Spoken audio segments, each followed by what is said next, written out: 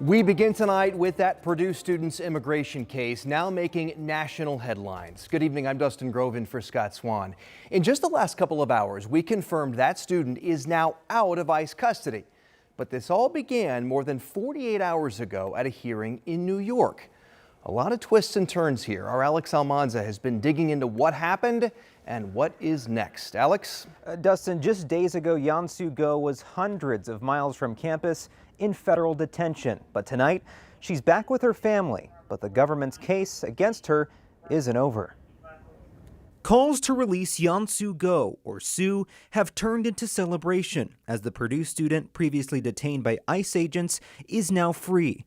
A lawyer close to the case says it began when she was applying to convert her R2 visa, a visa for the children of religious workers, into a student visa so she could continue her studies at Purdue. At a routine court hearing last week, they set a new October court date. Then she walked outside where ICE agents were waiting. She spent 48 hours in custody, held first in New York, then in Louisiana. We are overjoyed.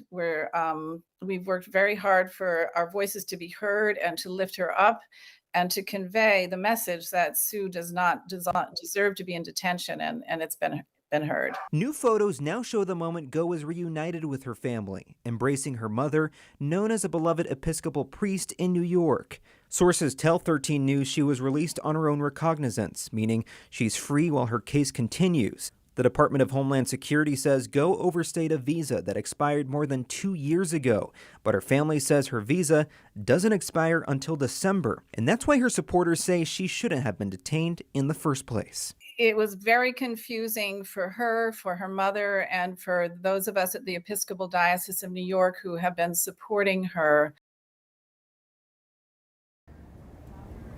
Now, the lawyer we spoke with tells 13 News that Go's family is hopeful that she'll be back on campus in West Lafayette in just a couple weeks. In terms of her hearing, that is scheduled for later this month. Dustin? I know you'll continue to follow it, Alex. Thank you. Meantime, tonight we're taking a closer look at a new partnership expanding immigration enforcement here in Indiana. Governor Braun made the announcement just last week. It's a pending agreement between the state and ICE that would delegate some federal immigration enforcement powers to state or local officers. So what does this look like? Well, ICE tells us, for example, state troopers at a DUI checkpoint could flag somebody and share that information directly with ICE. Troopers will get training, but what that looks like at this point is still unclear. We talked with an immigration attorney who says he's worried it may not be enough. Just determining what somebody's immigration status is, whether a crime makes them deportable, is an extremely complex area of law. Our fear is it can lead to unnecessary detentions, prolonged detentions while somebody tries to figure it out. Also under that agreement, the Miami Correctional Facility, that prison right there, is making 1,000 beds available to ICE. For context, that's about a third of its total capacity. Well, we've been following a complex of heavy rain and thunderstorms for about the last 8 hours. It's bringing rain now through Monroe County. We may get some raindrops here across the metro, but some very heavy rain prompting flash flood warnings from Lagodi now into parts of Lawrence County. And at this hour, the heaviest rain falling over Brown and southern Monroe counties, over Lake Monroe. This is moving toward Nashville. It's not severe, but intense rain rates, you better believe it. Radar rain estimates of 4 to nearly 6 inches of rain within those flash flood warnings. As I mentioned, it's creeping toward the metro area. Don't be shocked if you hear some rain overnight. And then we'll start to settle things down by the time we get to the morning commute. More on the forecast for tomorrow coming up. We'll see you then, Sean. Thank you. What happened inside a Greenwood home and when? Right now, that's what detectives are trying to figure out after police found 2 bodies there earlier today. Our Logan Gay talked with neighbors tonight who hope those answers come soon. On the surface level, things seem to be going back to normal in this Greenwood neighborhood now that the crime scene tape and the detectives are gone. But some neighbors are going to bed with 2 unanswered questions. Who were the people who lived in this house and what happened to them? Neighbors didn't have a lot to say about the residents other than possibly a woman and a child lived here. But like she's new, so I don't even think I got a chance to meet her or see her. See them sitting out in the back, I'll wave and say, hey, how you doing? They'll speak back. You know, so if they see me first, they'll speak. Debria Blackman says she left work early when her cameras picked up a lot of movement in her backyard. She lives behind the home where the 2 bodies were found. And I see yellow tape come out, and I thought, holy crap, like, in a matter of hours, what could have happened? She and another neighbor named Bernard Kenner were 2 of the many people who came home to what they say is an unusual sight for this community. Red and blue lights and yellow tape. I mean, we never worry about things because people watch each other's back, but this happened and nobody knew.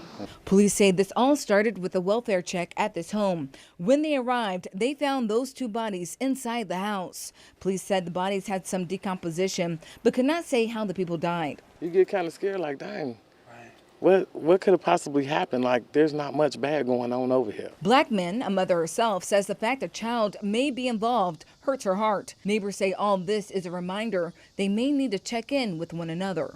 Maybe our neighbors need to be more friendly and social with each other a little bit more. An autopsy for the bodies is scheduled for Tuesday morning, and the coroner will identify the victims once all family members have been notified. In Greenwood, Logan Gay, 13 News. Logan, thank you. Tonight, we know how long an Indianapolis man will spend behind bars for killing 2 people over a $40 lawn care bill. A judge sentenced Michael Hendricks to 90 years in prison today after he pled guilty. The shooting happened back on March 28th on Riley Place near Prospect and Emerson. David Doty and James McGuire died. At the time of the incident, police say Hendricks pulled out a gun and pointed it at officers. Police shot and wounded Hendricks. Here's a quick look now at other stories making headlines. Investigators just identified the young man shot and killed outside a Family Dollar store on the northwest side of Indianapolis. It happened Saturday night. Police say they found 19-year-old Scott Ford Jr. near the store's front entrance. Officers believe there was some sort of disturbance inside the store before the shooting. A woman who pleaded guilty to animal crushing is back in federal prison tonight. It comes after authorities say Crystal Scott violated the conditions of her supervised release, including having contact with animals. Earlier this summer, investigators say they found Scott living in a U-Haul with a dozen animals with no food or water. Scott is now serving 18 months behind bars. Entertainers Babyface and Mike Epps are now joining the board of the Madam Walker Legacy Center. Both men are from Indy. The Madam Walker serves as a community center, theater, and home for cultural lectures and education. IPS students are now back in class. We saw the kids getting off the bus today at Longfellow Middle School. This is the 2nd year for the district's Rebuilding Stronger plan.